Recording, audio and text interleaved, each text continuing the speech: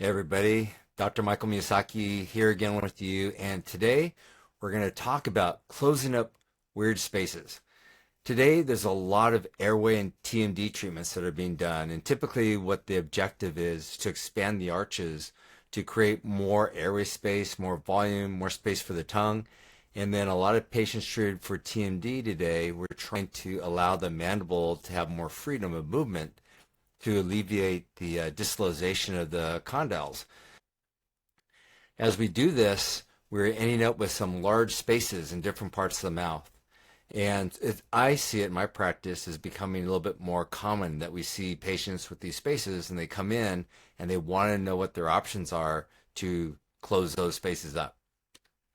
So here's a patient that I want to review with you all today. And she came in recently and she had TMD issues. So a dentist took her and expanded out her arches, and it has helped her TMD and airway. But now she's got these spaces. So they are odd spaces. They're behind the cuspids, and yet they're visible when she smiles and speaks. But they're odd because the one on the right side is a little bit wider than the one on the left side, but they're still not really the space that a bicuspid would take up. So when you're looking at this, what choices do you offer your patients? Do you leave the spaces and try to hide them towards the back of the mouth? Maybe we could move the teeth, expand the arches, and not put the spaces right behind the cuspids, but can we get it behind the first or second bicuspid? Maybe we could hide them. Maybe we can make a removable type of appliance to fill in those spaces with denture-like teeth. Maybe we prep out the healthy adjacent teeth. Well, they're semi-healthy. There's a little bit of decay interproximally, but they're pretty healthy teeth, and place bridges. Do we place implants, which in this case can be very tricky, especially on that left-hand side because that space is probably barely 3.5 millimeters wide mesial distal?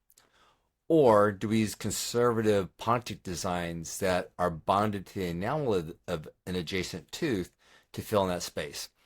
So I went through all these options with the patient that I was with, and we decided to go with the conservative Pontic bonded to the enamel. I told the patient I wanted to lightly prep the tooth, but we weren't going to go through the enamel layer, the hard protective layer. I was going to leave that so I could bond our restoration to that enamel.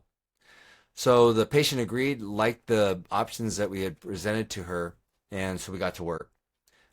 We took a shade, so you can see that the shade of her teeth was maybe a 1.5 or 8.2, a little bit darker than the shade tab, which is an 8.1, but her plan is to whiten the teeth, so she wanted to go a little bit lighter than what she had.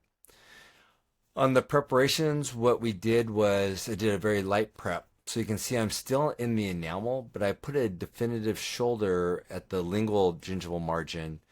And then when we look at from the occlusal, what I wanted to do is I wanted to create kind of a wraparound with some little grooves on the mesial buccal of that bicuspid and the distal lingual of bicuspid, so that when I put the restoration in there, by having those grooves and the wraparound along that mesial lingual aspect of that tooth, the restorations would just pop right in there.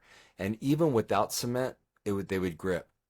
Now, on the distal of the cuspid, which would be the mesial contact of this Pontic, I wanted a little bit of a guide plane just for resistance to rotation, so we have a broader contact there, so our restoration couldn't spin around on that bicuspid. So just showing you how the model looked because we scanned this obviously and printed them out, and you can see what the lab had to work with. So they had the little grooves on, very conservative grooves, because I was trying not to go through the enamel, on the mesial buccal and the distal lingual, and the guide plane on the distal of that cuspid. Now, in this case, we did not even temporize this patient because she had no sensitivity because we were still in the enamel. So we did this on both sides, the right side and the left-hand side, but we made no temporaries for her because they were so conservatively prepared. Now we got this back from the laboratory and I tried on the models, and the thing that I really liked was I could place this restoration in the grooves and in that wraparound on that bicuspid, and they did not move. They did not fall off. I could move the model around. I could look at it from different angles, and I had this natural retention built into the restoration itself. Now, one of the reasons why I put a more definitive shoulder down at the gingival floor was so as the occlusal forces were pushing this restoration down towards the gum, I had that shoulder there to prevent it from being pushed up. So I wanted, in this case, to be conservative with my preparation, but I was aware that we were going to have these areas of occlusal forces. Now you might wonder, well, why didn't I just put a little wing onto the lingual or distal of the cuspid in front and tie this to two teeth? Well, again, the angles of the occlusal forces begin to change as we go from a bicuspid that's more vertical or maybe lateral if we hit the inclined planes of that bicuspid, whereas the cuspid itself would have more forces when chewing or anterior guidance wise that would push it out towards the facial and a little bit more mesial. So what you end up with is as the patient's chewing or grinding their teeth that the forces are going different directions. And I didn't want this conservatively prepared bridge to have these different forces that could loosen it up. So by having it just on one tooth, this Pontic will move with that first bicuspid. And so as the patient chews on the first bicuspid, so will the restoration move with it. So it's not going to loosen it up. It's just going to move with the tooth that's attached to. So I think the lab did a really nice job. They created this all zirconia restoration because I wanted a lot of strength built into it. We did not have it layered, so we did some external characterization on the outer surface to match the color of the adjacent teeth. Now, what I'm going to use just material-wise is on the tooth itself because I'm all in enamel. We had no exposed dentin. I could blow air and water on these teeth that we prepared, and there was no sensitivity at all. So I put the phosphoric acid etchant on the enamel. I let it sit there for about 20 seconds. I rinsed it off till it was nice and thoroughly clean. And then I'm going to place my Regen universal adhesive on the enamel, dry it for 5-10 seconds, and then thin it out really thoroughly for another 10 seconds just to make sure my film thickness was minimal.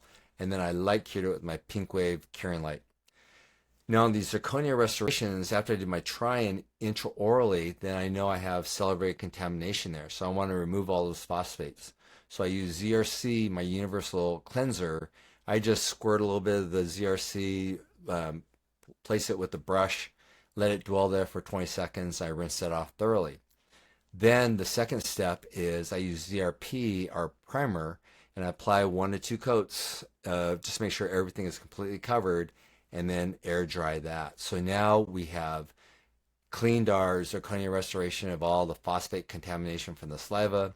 I've primed my zirconia, and we are ready to bond this into place. So as I mentioned before, I use my Regen Universal Adhesive because as a bioactivity, I use that on the tooth. And then I also will use that, place a little layer on that zirconia, lightly air dry that again, and either light cure it or I'll light cure it once I get it all put together. The cement you can use is a Regen Bioactive Bulk Fill Composite. It's a dual cure cement. In this case, it's A2 shade, so it's fine. We're not going to be really working in an area where the shade is going to be visible, but in this case, having a dual cure material works really well. Now, we talked about this before. When I use these adhesives, and in this case, not so critical because I have a dual cure cement, but if I'm ever using anything that's light cured, I want to make sure that I have a light that has a proper wavelengths to harden that material, to cure the material. And the pink wave is that high intensity light that has 4 different wavelengths, so it has quad waves, to make sure that I get the depth of cure that I need and I cure that adhesive and our cement thoroughly. So here it is, the restoration. I bonded it in. We're kind of cleaning it all up now. You can see it's very conservative. It blends in really well with the tooth that we're bonding it to, that first bicuspid. And we ended up with a very, very happy patient. So we did this on the patient's right side. On the patient's left side, the lab, Cornell lab, did a great job giving me back restorations that had the aesthetics and had the fit that I needed. So when I placed these up there, there was no rocking, there was no moving around of our restorations on our preparations. It just keyed right in, which made the bonding of these restorations really easy. And you can see the patient was able to smile because we did not have to number up when we placed these restorations because they were so conservatively prepared. So anyway, I hope this gives you some ideas of what you can do when patients arrive in your practice and they have these odd spaces. So we talked about the different options, and this is just a solution that we found worked perfect for this patient. She loved it. It's easy to clean. You floss in between the cuspid and that Pontic. Floss up there, slide distally, clean the underside of that Pontic, and we're ready to go. So it should be easy to maintain, very conservative. And she, again, has family members that are dentists, and they were impressed that we were able to do this for her and get the aesthetics and that fit that she was seeking. If you like this, hit the like button. If you want to make sure you don't miss out on any of these clinical tips, hit subscribe. Remember, we're building this community of like-minded clinicians who want to do the best for our patients. We try to do this with our adhesive materials so we can be very conservative with our patients' tooth structure. And hey, post some comments. This is a little bit of give and take, and I learned from you too. So thank you very much for watching, and I'll see you next week. Take care.